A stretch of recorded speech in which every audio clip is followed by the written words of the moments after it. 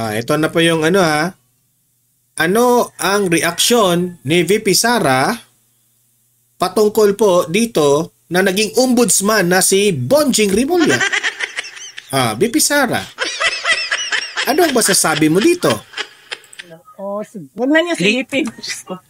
Huwag na niya silipin, no? Ilagay na niya sa harap niya at pag-aralan na niya ng maayos. Eto na nga. Happy Sunday sa inyong lahat, no?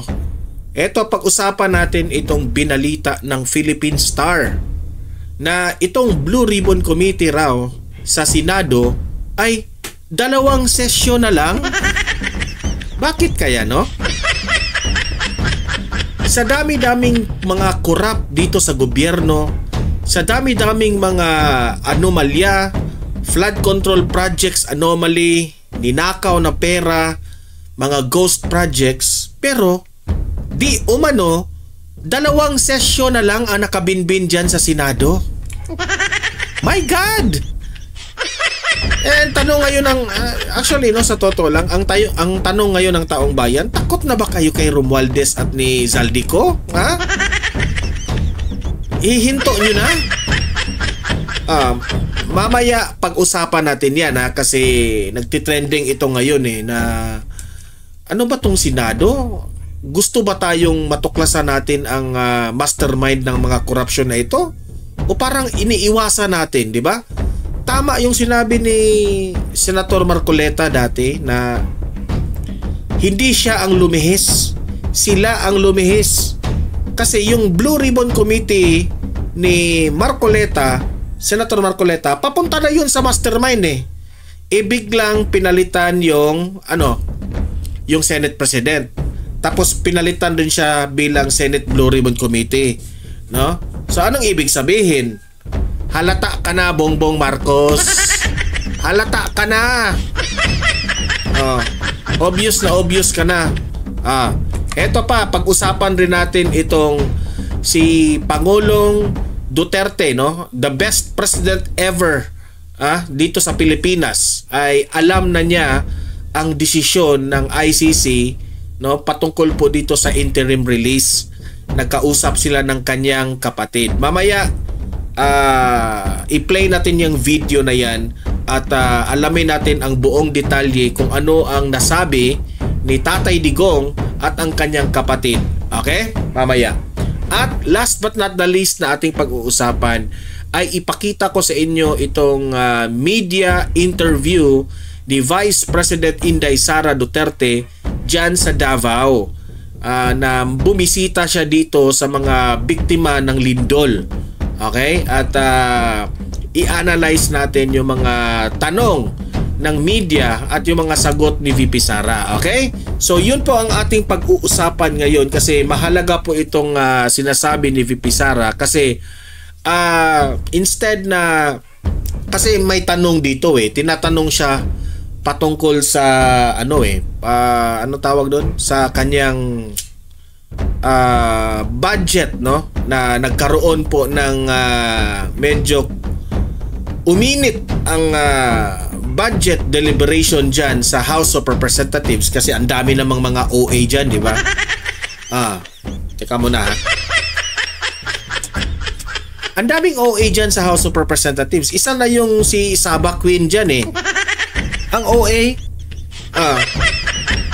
may gagamitin pa yung taong bayan na binabastos na yung taong bayan, bla bla bla bla bla bla. Si VP Sara pa ang nambastos ng taong bayan. Utot nyo, huwag nyong i-brainwash ang taong bayan. Okay? So, yun po ang mga pag-uusapan natin ngayon, no? Pero bago ang lahat, help me po muna na i-like at saka i-share itong video na ito para guys, kakalat ito sa taong bayan. Okay? Sabay-sabay muna tayong mag-like and share sa Donmar TV. Itong video na ito, like and share. 1, 2, 3, go! Okay, naka-like and share na ba lahat? And also guys, sa mga bago pa lang dito sa aking channel, mag-subscribe na po kayo para lagi kayong updated sa ating mga balita. And at the same time, yung mga cellphone ninyo, ma-notify yan kung meron tayong breaking news, bagong uploads, o kung nagla-live ang ating channel. ma-notify kayo lahat dyan. Kaya mahalaga po na mag-subscribe tayo sa Donmar TV. 1, 2, 3, go! Ayan, nakasubscribe na ba lahat? Okay.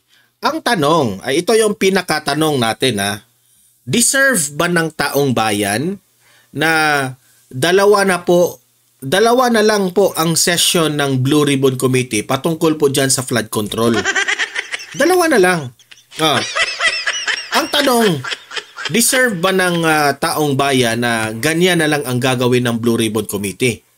Kasi kung si Senator Marcoleta po ang tatanungin natin, talagang hindi ganito po ang mangyayari. Gusto po nga ni Senator Marcoleta, kahit hanggang 2028 pa itong hearing na ito, basta papunta lang dito sa mastermind. Iyan naman talaga ang gusto ng taong bayan na matuklasan kung sino ito mga mastermind na ito at mapaparusahan. Kasi hindi nila kaya mapatawag si Zaldico, hindi nila kaya mapatawag si Martin Romualdez, kaya dalawang session na lang ba? Nakakahiya naman. Ito po yung balita, basahin natin. Philippine Star. The Senate Blue Ribbon Committee's hearings on the multi-billion peso flood control. Imagine that one, multi-billion. Billion ito Rimulya, billion po itong problema natin sa flood control, pero anong inuna mo? Salin ni BP Sara. Pagkasablay mo, sir? This multi-billion peso flood control corruption scandal are set to conclude. Meaning to say, mayroon na silang conclusion. Wow! May conclusion na sila. Are set to conclude with 2 remaining session next month. Meaning to say, that will be on November. Tama yung sinabi ni Senator Marcoleta sa kanyang programa sa Net25 na matatapos ito November. No? Ang tanong dito, yung dalawang session na nakabinbin, mapatawag na ba si Zaldico? Mapatawag na ba si Martin Romualdez? Yan kasi ang inabangan ng taong bayan Di ba? Huwag na tayong magbulahan. Yun po ang hinihintay ng taong bayan. Di ba?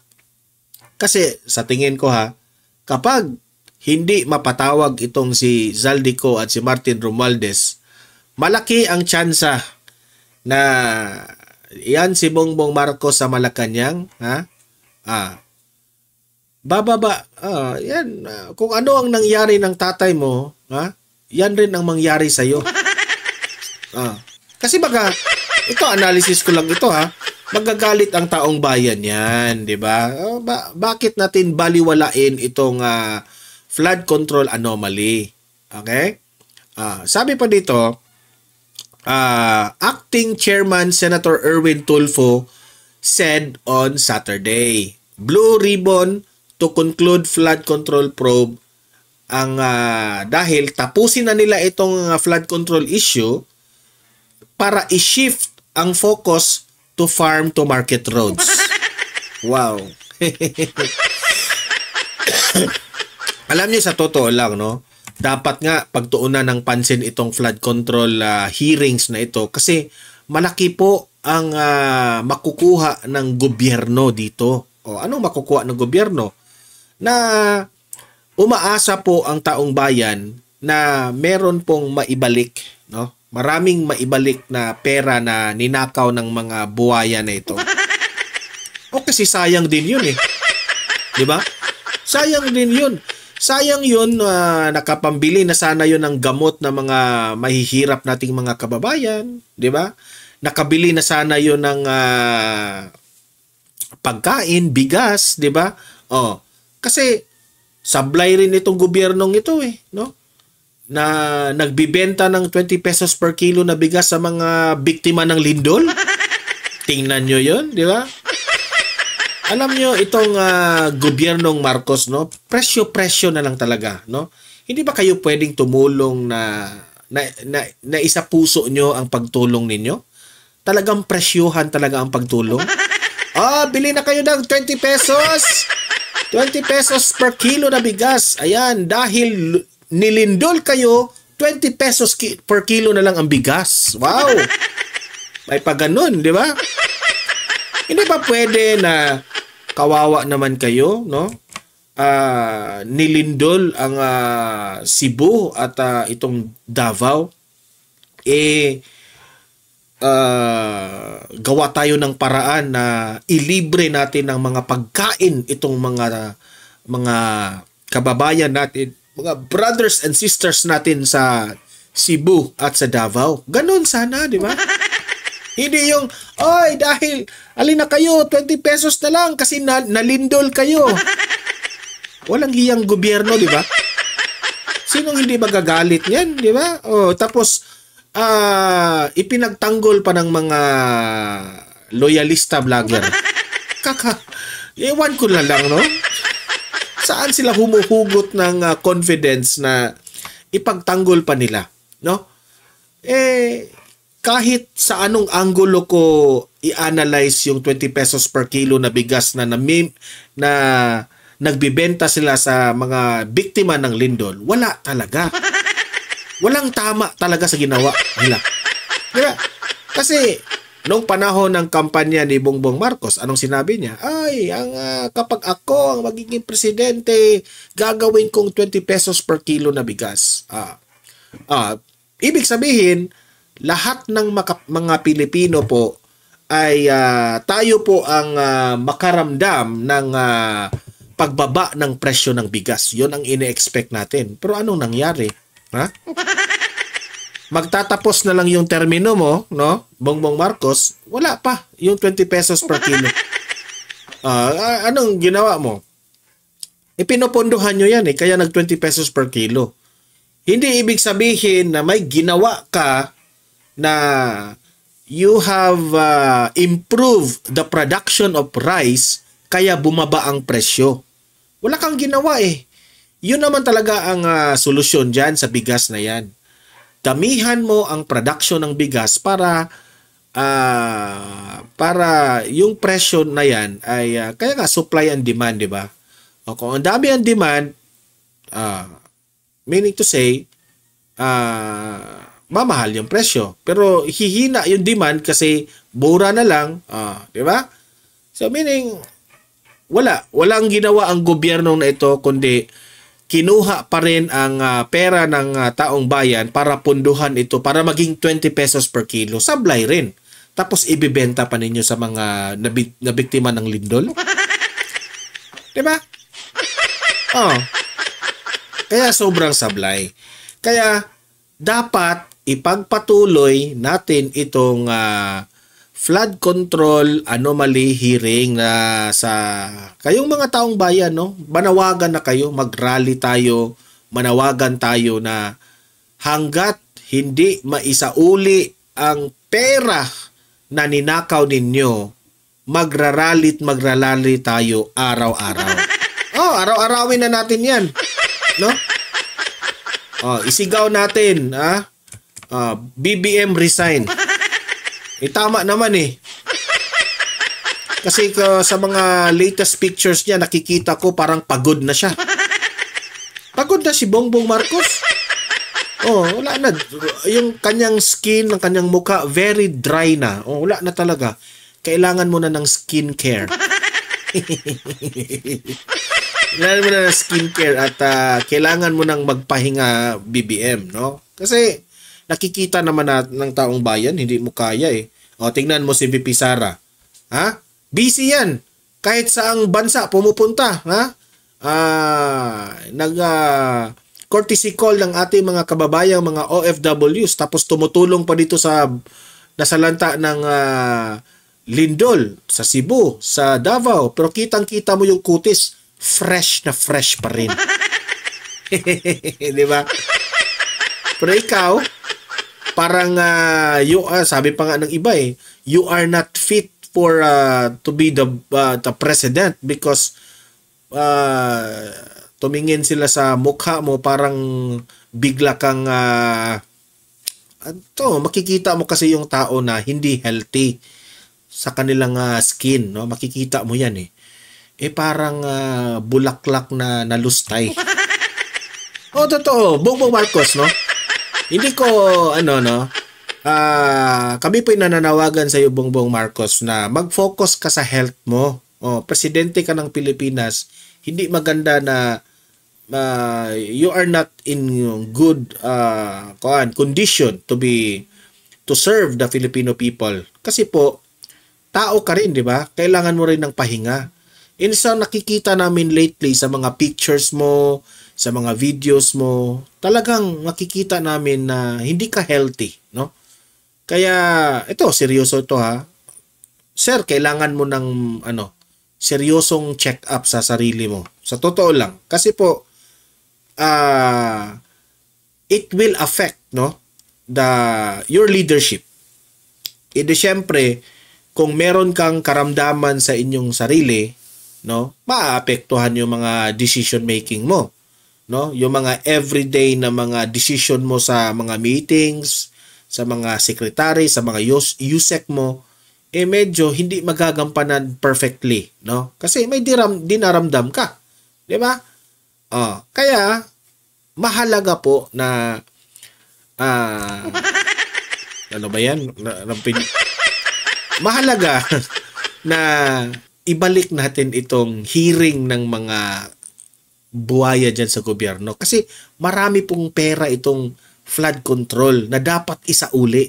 At ito ay makakatulong sa ating ekonomiya na alam nyo naman, no? Yung Philippine Stock Exchange. Sobrang bumababa. Wala nang nag-e-invest dahil sa corruption. Nakakaapekto. Wala na. Ang mga investors po ay wala nang tiwala sa bansang ito. Kasi lahat na lang kinukurap eh. Instead na mag-i-invest sila dito, sasabihin na nila, ay, mahirap dyan mag-invest. Kasi walang asenso ang Pilipinas. Wala mang lang mga magandang mga kasangkapan dyan. Especially yung mga megastructures, mga kung ano-anong mga technology, hindi po nag-i-improve. So meaning to say, itong mga investors na ito, mga marunong ito eh. They are very smart when it comes to business na they are also looking up in the future na hindi po ito ang tamang bansa na dapat nating i-invest kasi po wala na ang bansa na ito. Walang patutunguhan kapag sila may invest. Okay? So, Erwin Tulfo, good luck. Good luck sa'yo. Eto, si Pangulong Duterte po ay nalaman na po niya kung ano yung nagiging desisyon ng ICC patungkol po sa interim release. At alam niya na binasura na ng ICC. Mismo ang kanyang kapatid ang nagsabi na sinabihan siya mismo ni former President Duterte na alam na niya. Hindi nga siya nagsabi si Tatay Digong pa ang nagsabi sa kanya na alam ko na yung interim release po ay binasura. Kawawa naman si Tatay Digong. Pero sa totoo lang, no, lagi kong iniisip ito eh. Kahit tayong mga Duterte supporters ay sasabihin nating hopeless na talaga yung freedom ni Tatay Digong, no? Pero lagi ko itong sinasabi na God will always make a way, no? Ako umaasa na lang ako sa Diyos na naniniwala pa rin ako na ang kabutihan pa rin ang mananaig. Yan lang ang lagi kong iniisip. Ito, panoorin po natin itong video na ito. Nagkausap kahapon sa detention facility ng International Criminal Court o ICC ng The Hague, Netherlands si dating Pangulong Rodrigo Roa Duterte at kanyang kapatid na si Bong Duterte. Ayon sa kapatid ni FPRRD, alam na ng dating Pangulo ang desisyon ng ICC na tanggihan ang apela ng kanilang kampo. Marami pong mga nagsasabi na kawawa naman si Tatay Digong, baka kung malaman niya mas lalo siyang ma-depress siya lalo, no? alam niyo sa totoo lang, yan si former President Duterte, kilala siya na itong taong ito ay full of wisdom. Alam na niya yan dito, Tatay Digong, na lagi niya yung sinasabi na kung ano man ang magiging mangyari sa buhay mo, may plano ang Diyos sa'yo. Destiny yan eh. Kung ito talaga yung destiny ko na ibigay ng Panginoon, i-accept niya yan. Ganyan lang sasabihin ni Tatay Digong yan eh. Hindi yan na kaya nga sabi ko, this is the only leader na who is very strong and full of wisdom. Ang mga supporters pa nga yung mga medyo nadidepress at ayaw nang makita yung mga balitang ganito, di ba? Pero I am full of hopes pa. I am full of hopes. Ang kabutihan ang mananaig. Yan lang ang lagi kong sinasabi sa inyo. Na interim release. Mismong ang dating Pangulo ang nagsabi umano sa kanya na alam na niya ang desisyon ng korte. Hindi pa nga nakapag-desisyon ang ICC, alam na ni former President Duterte. So meaning to say, pwedeng sabihin natin na alam ni Tatay Digong na itong mga taga-ICC na ito ay bias. Baka nga alam niya na nandyan rin si Trillanes, no? Na parang si di ba? Si Satanas, parang si Judas. ICC.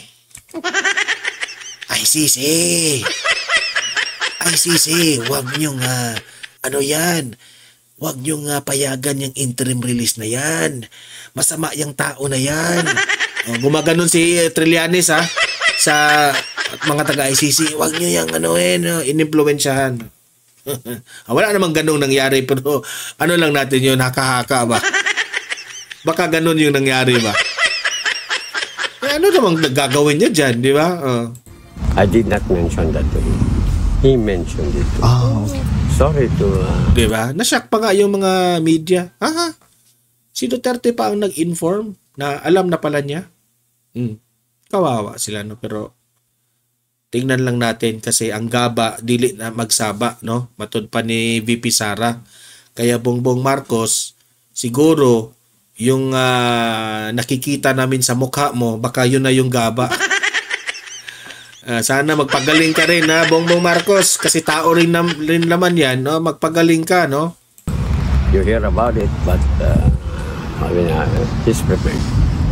Di ba? Ano sabi ni Tatay Digong? Alam niya. And handa na ako. Kahit anong mangyari, handa na ako. Di ba? It's nice to hear a person na kahit anong mangyari, pinaghahandaan ko na ito. Kasi alam nyo sa totoo lang, may makukuha talaga tayong lesson dito eh. Alam nyo sa mga nanonood ngayon dito sa Donmar TV, ito lang yun. Advice ako sa inyo. Wala man siguro akong karapatan na mag-advise sa inyo kasi mga ibang audience ko dyan mas matanda pa sa akin. No? Pero ito lang yun yung aking wisdom na maibibigay sa inyo. Kahit anong mangyari, no? Ialay natin sa Diyos. Hayaan natin ang Diyos na siya ang mamuno sa ating sarili. Okay? What do I mean by that? Kung ano ang plano niya sa atin, tanggapin natin. Kung yung plano ng Panginoon kay Tatay Digong ay ganyan, let's accept it. Kasi at the end of the day, no, ang buhay natin ay hiram lang ng Diyos. Hindi po ito sa atin. Nandito lang po tayo sa mundong ito para maranasan natin kung ano yung buhay. Kasi po, ang Panginoon, hindi po yan selfish yung ating Panginoon. He wants to share life to us. Kaya pinaramdam niya kung ano ang sa English pa yan, what it means to have a life. Pagkatapos niyan, hindi po ito ang final na destiny natin dito sa mundong ito, no? It either could be kung sa inyong paniniwala na pagkatapos mo ay kung mawala ka na totally, wala ka na. As in black na. Or kung naniniwala ka kung merong heaven or hell, heaven and hell, pwede yan. No?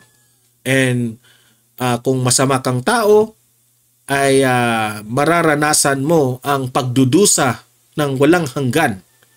O kung mabait kang tao dito sa mundong ito, ay mararanasan mo ang kaligayahan na walang hanggan. Meron ding iba na naniniwala ng reincarnation, di ba? Kapag mawala tayo dito, sa susunod na buhay mo, ganito ka. Di ba? Kung wala kang pera sa mundong ito, who knows? Sa reincarnation, mayaman ka na. Di ba? Meron ngang iba dyan na mga mayayaman. Gusto nilang maranasan kung ano ang buhay ng mga mahihirap. True reincarnation. Pwede yan. Di ba? Ang hindi lang natin maiiwasan kung ma-reincarnate ka. Tapos, ma-reincarnate ka, baboy ka. Hi! Yung anak ko gising na nandito na So, ayan po ha. Patuloy. Oh, but it's okay. It's okay. Samantala, si dating presidential spokesperson Attorney Harry Roque naman naniniwalang nagkamali ng desisyon ang ICC. Iginiit niya na pinagbatayan ng ICC sa desisyon ang mga naging pahayag ni Vice President Sara Duterte. Isa na dito ang pagkakaroon kaya ito yung masasabi ko sa inyo ha. Mag-ingat-ingat po kayo sa mga ipinakalat ngayon na balita na si Harry Roque against siya ni VP Sara.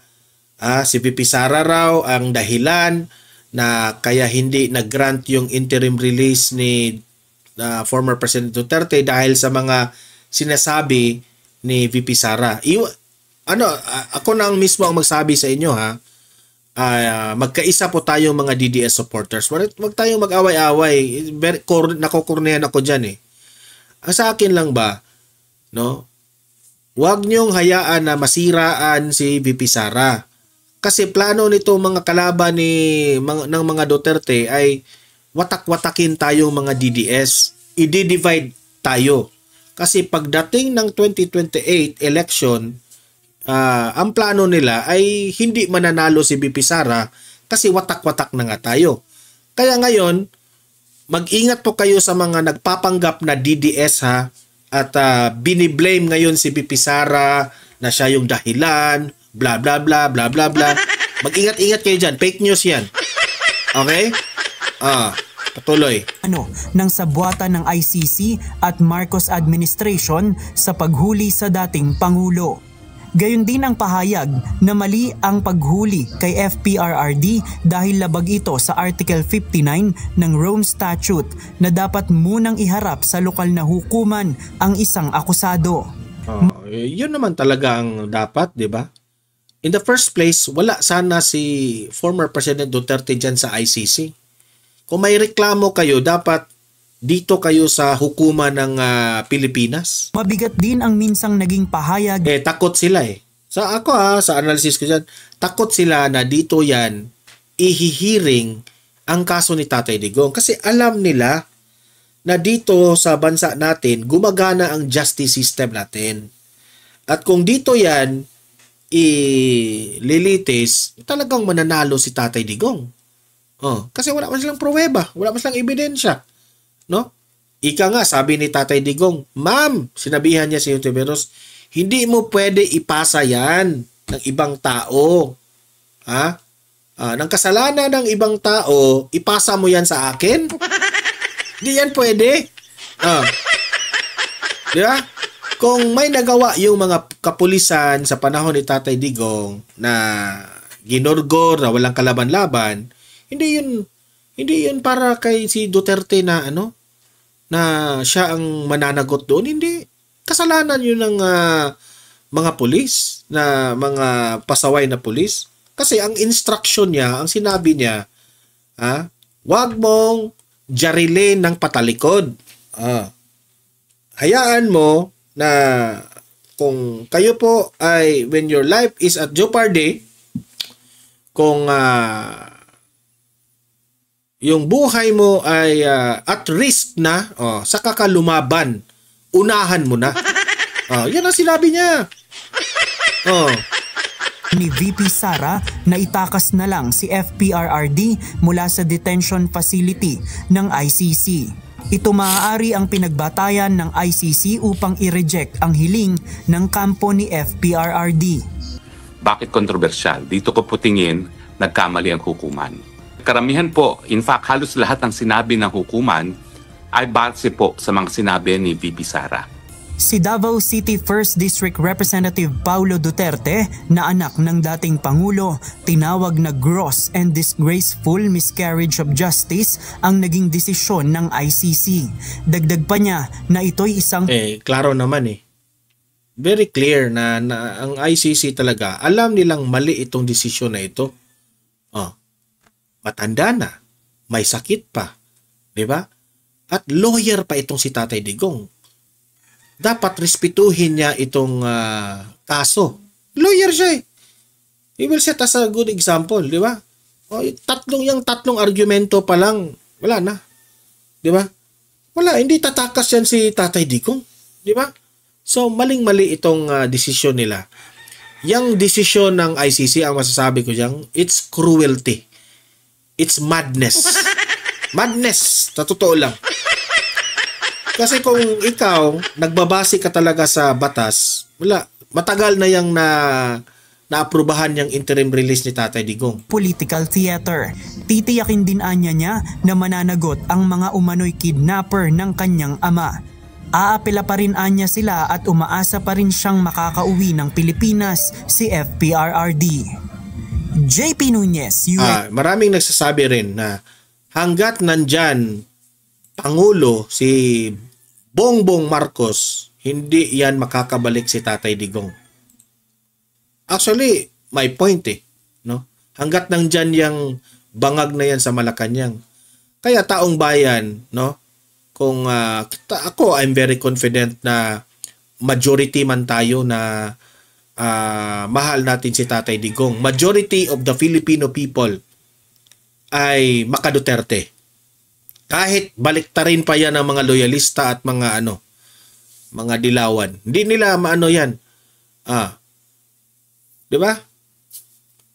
Kitang-kita naman natin yan sa birthday ni Tatay Digong. All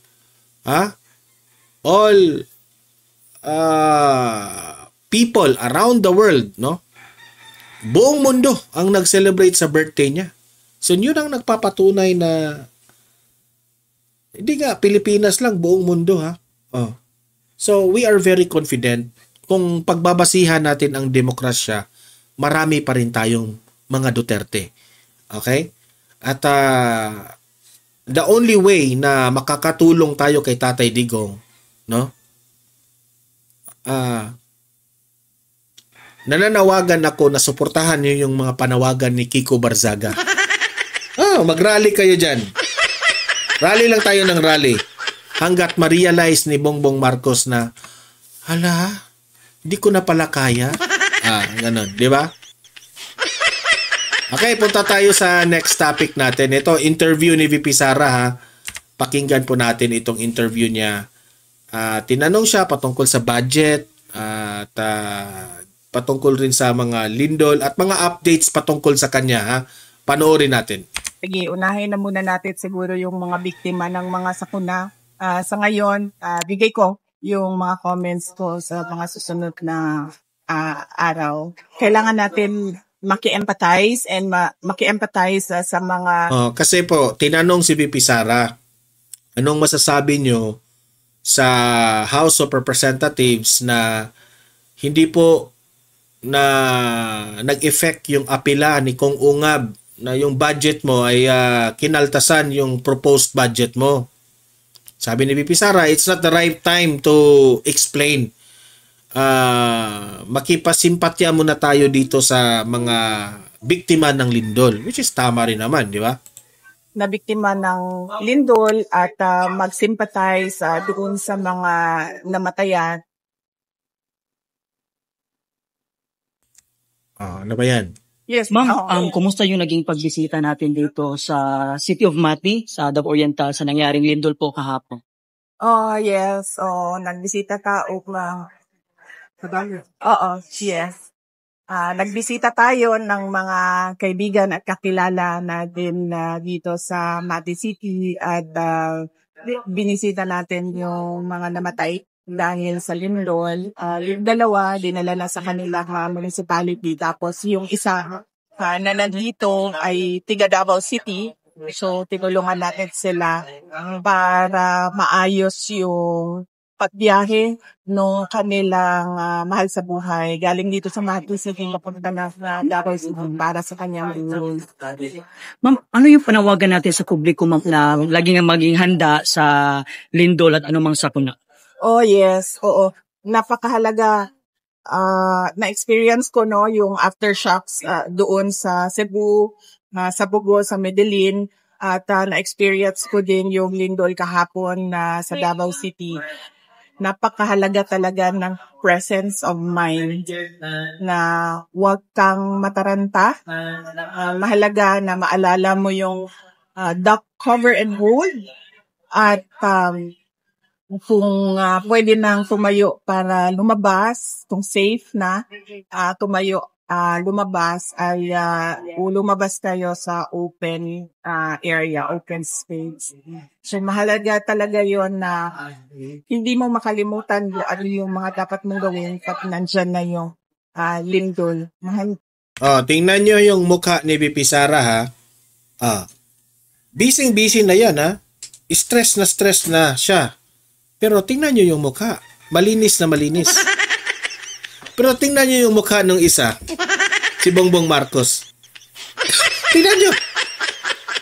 Kayo na magsabi, kayo na magkomento. Mahalaga din yung go bag na sa experience ko kahapon ay dapat merong go bag sa labas ng pinto ng bahay para pagtagpo mo, dala mo yung go bag mo. Dahil sa aking karanasan kahapon sa dalawang lindol, wala talaga akong nadala. Kahit cellphone ko, hindi ko na siya nadala nung maglabas namin, takbo namin palabas ng bahay. Tapos nangailangan ako ng towel doon sa labas. Wala akong kahit anumang gamit na na magamit doon sa labas sa open space. So, napakahalaga ng go bag na yun na nakalagay doon yung mga posibleng kailangan nyo kapag kayo ay lumikas dahil sa menu. Brin, go ahead po. Any reaction and comment sa pag-reject ng ICC sa request na interim release kaya former President Rodrigo Duterte po? Oh yes, i-hold ko na lang muna ma'am yung comment ko dito sa ICC case, no? Kasi kailangan natin maki-empathize and maki-empathize sa mga nabiktima ng lindol at mag-sympathize doon sa mga namatayan. So mamaya ko na sagutin at magbigay ng komento sa ICC at sa iba pang mga... Tama naman, no? For delikadesa ba, wag muna tayong mag-answer ng mga pamumulitikang mga tanong. Reaction din po sa pagkakatalaga kay Secretary Rimulya sa Ombudsman. Kasi sabi niya, sisilipin daw niya yung salin mo po. Ito na po yung Ano ang reaksyon ni VP Sara patungkol po dito na naging ombudsman na si Bonjing Rimulya? VP Sara, ano ang masasabi mo dito? Huwag na niya silipin. Huwag na niya silipin, no? Ilagay na niya sa harap niya at pag-aralan na niya ng maayos. Kung ano man yung gusto niyang gawin. Ipagpasa Diyos na lang natin siya at kanyang mga gagawin bilang... Rimulya, sinabi ni VP Sara na wag mo nang silipin ang salin niya, okay? ilagay mo na sa harap. Yan. Diba? Yan ang gusto mo. Ilagay mo sa harap. At ipagpasa Diyos ka na lang ni VP Sara. Ha? I hope, Rimulya, nag-e-expect kami na maging matino ka, maging, anong tawag dyan? Fair ka sa kasi inuna mo itong SALN eh. Sa dami-daming problema natin sa bansang ito, inuna mo talaga itong problema ni VP Sara. Sablay ka doon, ha? Pero kasi, yan ang gusto mo, utos siguro ng bangag mong amo. Sige. Yan ang gusto mo, ha? Sige, ipagpasa Diyos ka na lang namin. Pabor ka ba na talaga siyang ombudsman sa kanyang pwesto ngayon? Kung ako presidente, hindi siya ang i-appoint ko kung ombudsman. Victim na relief din si Terrell Lachigang. Yes. Oo, nagbigay na ng statement ang Office of the Vice President regarding sa relief ni Colonel Raymond Dante Lachigang. May plano ngayon ng House of Representatives na ibalik doon sa 2025 budget mo na 700 million ang OVP dahil sa hindi pagdalo mo doon sa plenary po. Anong comment mo? Sige, i-postpone ko na lang muna ang comment ko sa budget. Hindi naman na mahalaga yung pera sa panahon ngayon dahil ang mas mahalaga ngayon ay yung maibsan yung lungkot, yung takot ng mga tao dahil sa mga pangyayari na lindol, pagbaha, bagyo. Vicky, last na lang. Kumusta si former President Rodrigo Duterte? Kailan kayo huling nag-usap at haling napag-usapan ninyo? Sige, unahin na muna natin siguro yung mga biktima ng mga sakuna. Sa ngayon, bigay ko yung mga comments ko sa mga susunod na araw. Mensahe na lang po sa mga affected residents po ng lindol dito sa Davao Region. Yes, oo. Sa mga kababayan namin na apektado ng malakas na paglindol dito sa Davao Region at sa iba pang mga lugar dito sa Mindanao, kasama na rin yung mga naapektuhan ng lindol sa Baguio at sa Cebu. Napakahalaga talaga, ulitin ko, na yung presence of mind kapag nandyan na nangyayari na yung lindol, huwag natin kalimutan yung mga itinuro sa atin ng ating mga disaster councils at napakahalaga ng ating go bag na nandyan sa labas ng pinto or nasa labas ng bahay para paglikas natin ay mahila. Bira nato siya dahil madala natin. Okay, thank you. Thank you, ma'am. So, ayan po yung interview ni VP Sara. So, patungkol po sa salanta ng mga lindol, no? Kung si VP Sara po ang nandyan, kampante tayo. We are very confident. Pero yung isa, ewan ko na lang, di ba? Pero talking about, no, sa kay Rimulya, kitang-kita mo naman yung sagot ni VP Sara. Sinabi niya, ipagpasa Diyos ko na lang. Alam ni VP Sara na itong si Rimulya, may konting pagkabayas siguro talaga ito. Di nga siguro, tingnan lang natin kasi mismo na si VP Sara ang nagsabi, wag mong silipin. Ilagay mo na sa harap mo yan. Tingnan lang natin. Wag naman sana Rimulya, no? Kasi kung wala kayong makitang anomalya sa SALN ni VP Sara, wag naman sana ninyong baluktutin na lagyan ninyo ng kasalanan. Ganon lang ang natin. Hindi muna tayo manghusga dito kay Rimulya, no? Let him work first, no? Saka natin huhusgahan. Kasi baka naman, no, hindi natin alam na sisilipin niya yung SALN ni VP Sara at sasabihin niya sa publiko, malinis si VP Sara. O di, well and good, di ba? So, yun lang po mag-comment, mag-react, at usap-usap tayo sa comment section ano ang masasabi nyo sa mga i-discuss natin dito. Okay?